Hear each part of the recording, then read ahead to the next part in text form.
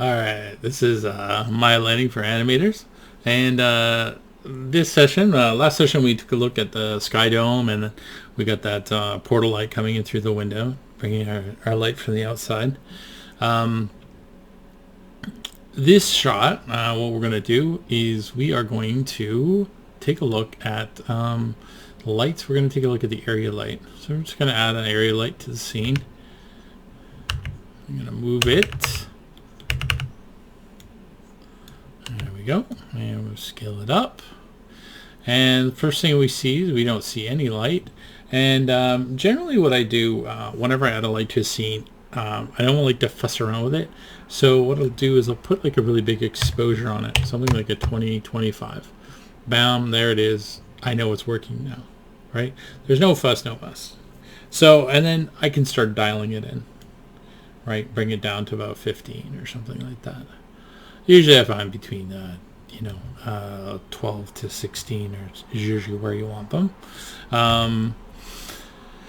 So the basic light here.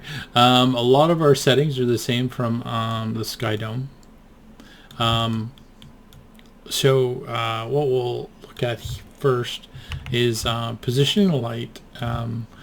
So when I position a light, I try to make that light make sense, right? So a lot of what I see with a lot of people that are just starting to light, right? You're going to have a wide shot like this, and because you've seen photos of like fashion shoots, right? And you see like, this really, this light sitting right at the person's head, like this. Something like that, right? So people light that and they think, oh, that's proper lighting, and that's not proper lighting, because that light sitting there doesn't really make sense, right? Is why isn't the rest of the room getting illuminated? What's that source? It doesn't really make sense. And if you look at wide shots, you don't see people lit like that. But if we go to let's say we go to our master shot, then you see the person lit like that, and it works. And it works because we don't have this mysterious floating light that that has no source, right? We don't need to explain it because it's not on camera, and it's off site. We can pretty much guess what's making that light source, which would be the top light in the room or something like that. But when we're taking a wide shot, what we really need to do is we need to position that light so it makes sense. So I'm going to take this light and I'm going to move it up to the top of the roof here, right? And I'm also going to make it so it kind of makes light size sense, right? So here we can just take a look at things that we've looked at before. Color of the light, you make it red, or purple. A purple light. I mean, that kind of light doesn't really make sense. I'm not a big fan of coloring my lights, kind of, because what I am a big fan of is using appropriate color temperature. Now, color temperature here is it's this guy, this button right here, use color temperature. So certain lights have like a type of color temperature to them, and if we use that color temperature for that type of light, that's like a shorthand where the person kind of understands if it's off screen what kind of light is hitting it, right? So for instance, this 10,000 Kelvin is very blue, right? It's going to give you a blue feeling of blue sky, right? Here, this is going to give you sort of a cooler white. Cloudy skies at 6,000, 5,000 to 6,000 day white. 4,800 is direct sunlight, right? So it's going to give you that color of a kind of a noonish sort of sun. Natural white. Halogen lights, your normal incandescent light is about 2,800, right? Now generally when I light, I don't want this guy white. I don't really care, right? I got this light coming in, and remember we had that little spill of blue. What I want to do is I want to have something that's interesting and provides contrast, right? So I will just come and I'll take this color temperature, and 2800 is where it was saying that light halogen sits about. So I'll use that as a start, but this kind of really changes the feeling. If we go into our master shot here, right, see there's that nice contrast where this really feels like a bedroom light or something like that, but it's just a little too warm. So I think I would actually bring it up a bit, maybe a little too much there. You see how I get this nice contrast of the light coming in and that light there, and then maybe I'll just drive this exposure up a bit.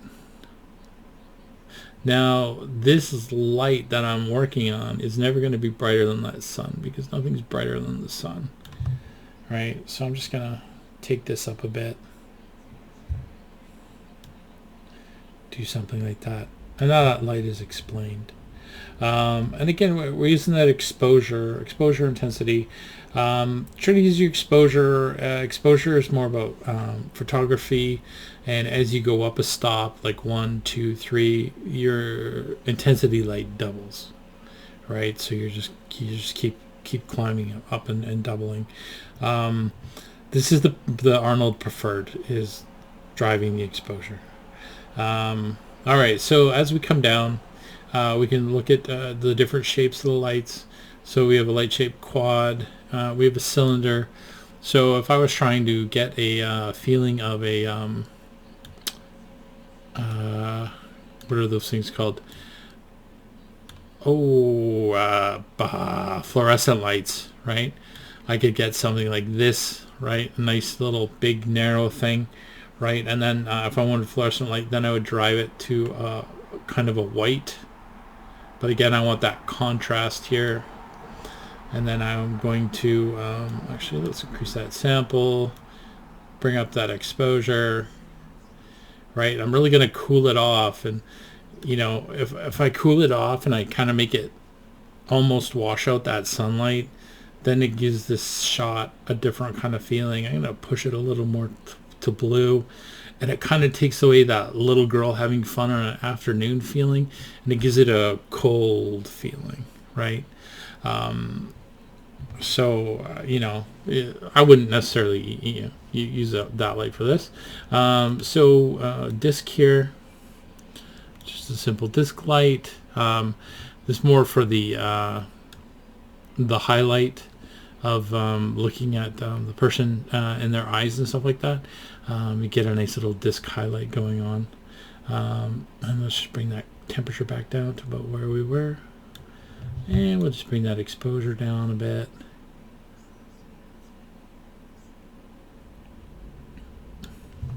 There we go. Get a nice little contrast between it. Remember that samples just had to do with that shadow, right? We hit this, and then we get these shadows in here, and we want to make sure that we don't have, we reduce the amount of noise that is occurring within the shot. And as we increase the samples, it's going to get better. 2 to 3 is where we can sit. As you go up, you're going to get more noise. And other lights sort of, like this noise, this light, the Sky Dome was giving us a lot of noise, but now that we have this light, it actually kind of really cools down that noise, and it kind of fills in that where that was having problems. We take a look at that, and then if we look at spread, let's just deal back here. So spread is going to give us a spotlight like effect, right? So as I bring this back, bring this down, see how it's going to focus that energy. And as it focuses that light is going to get brighter, right? Because that same energy is being the same amount of light is being used, but now it just becomes more focused, and so it's going to give us that sort of little drop off, right? So if you want to get something more of a realistic sort of lamp light, where the top of your this light is going to be coming down a bit here, and you're going to be darker up in this corner here, right? Let me just turn on our denoise because it looks a lot nicer. Gets us where we want to get to quicker. All right. So yeah, and that just gives us sort of more of a realistic sort of, sort of background. And if we come back to our master shot, oh, actually, I'm not really in that background, I guess. Thought I did have a little bit more of the background there, but I don't. All right, so let's go back to this wide shot. Okay, so this spread does it, focuses it. Now this normalize, boom, let me hit that, bam, everything went crazy. So let's go back, let's drop this to about 5 or 6. There we go, something like that.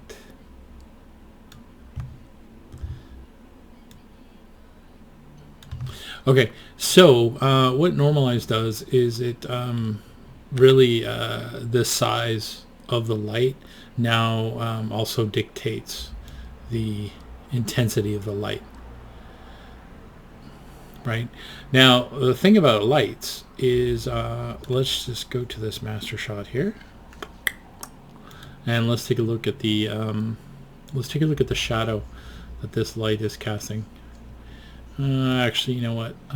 Let's do perspective shape 2, and let's try just to hunt for a shadow. Okay, so why the area light, and why would we make it smaller or shorter or something? So let me just bring it over here, and I'm going to put it over her head like a just a hanging lampshade. So if I focus it like that, okay. And let's just quickly turn off the we're going to turn off that sky dome, so we just have one light to look at right now. So I'm just going to hit that little cancel button there. All right. So her shadow. Take a look at her shadow. Now the more. Oh, geez, I gotta need that light in the view here. Now, actually, I'm going to take normalize off right now, just to make this easier. Let's go to 15. All right, take a look at that shadow. All right, so if I scale this down, see how that shadow gets really sharp, right? And the thing about sharp shadows is they render super quick, right? Because then you don't need to calculate that softness. The other problem with sharp shadows is sharp shadows don't really exist.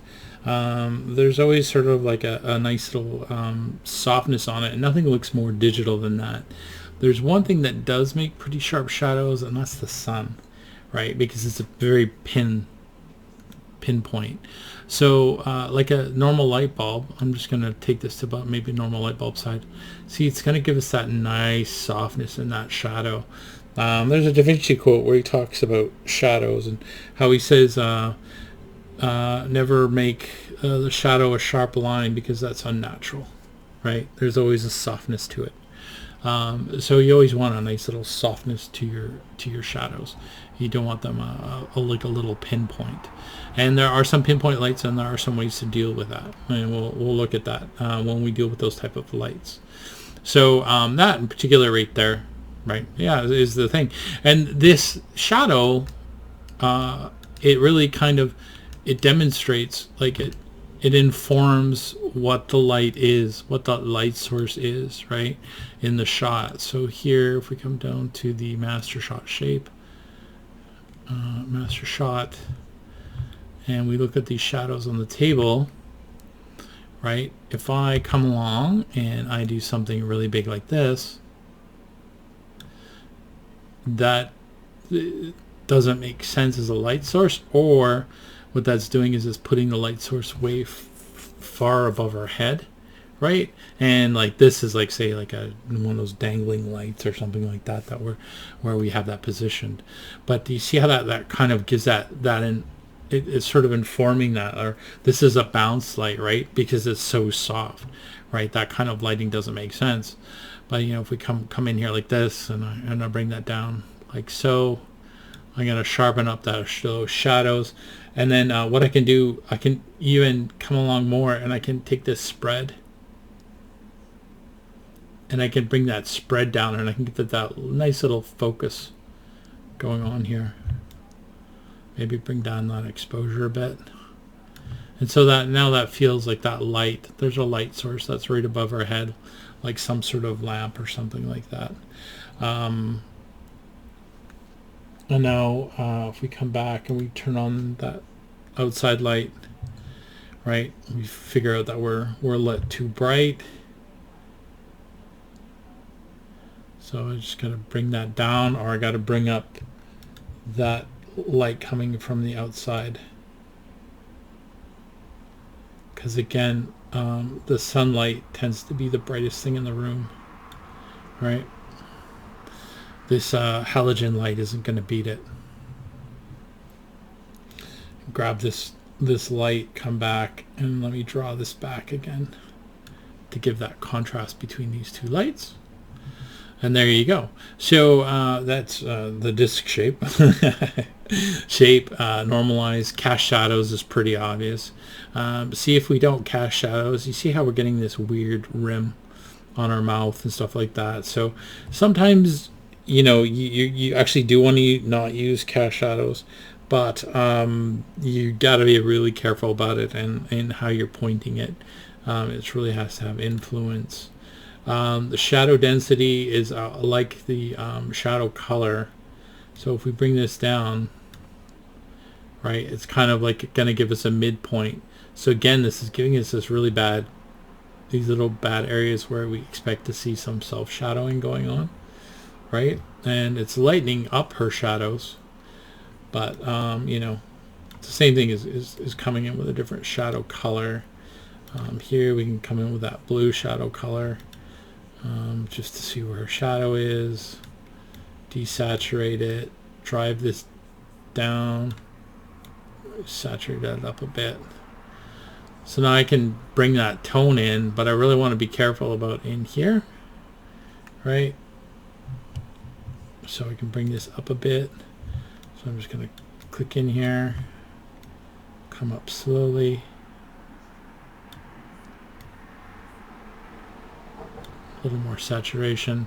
And now I'm just sort of cooling off her shadows, but I got to be careful in here about that, right? Whether or not that looks good or whatever. The complementary of the light is what I'm going for right now. So if I just stamp this here, and then let's just push this to black. Oops. You're black? Oh, you're not at black. Okay, now you're at black.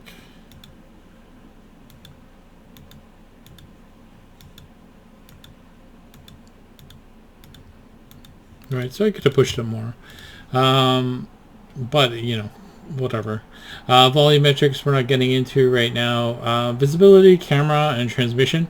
I was under the belief that this would show the show the light, but I was trying it before and it was not showing the light like it would do for you know, the sky dome. If we turn that on, yeah, so we don't actually see that light shape. I think if we want to see the light shape, it actually might be I don't remember much. Again, I don't use Arnold that much, sorry. a little deceptive. No, actually I don't see the come on, let's select you so I get the shape node here.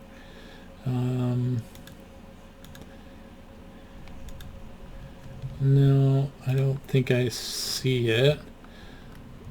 So I don't see the light source. Yeah, I'm not too sure. Before, I was pretty sure that's how you turned it off. Maybe it's a GPU thing, or I have no idea. Okay, so sorry about that, but by default it's off. And then AOV group we're not going to look at, and stuff like this we've already done, right? So you know, if we want to bring up that bounce light, you know, we can just come along and I can do a little snapshot here, take this indirect, put it at 4, toggle between. You see now we get a lot more bounce light going on. I'm going to push this back to 1. Our diffuse, if we turn this off, then all we're going to see is the specular, just the highlights. And if we don't want this to affect the specular, then we're just going to see that. And sometimes you'll find that, you know, hey, this is actually making the specular too hot in the scene. So you can actually just bring that down and you can dial that in, right? If it's picking up too much highlight, then just bring it down. It's cool, man. And subsurface scattering, remember that's about the skin. Indirect lighting, we just looked at. Number of bounces, 999. Again, as we increase that, things are going to get a little bit brighter, as we went over in the last video. And that is pretty much this light source. Not much more to it than that. So thank you very much.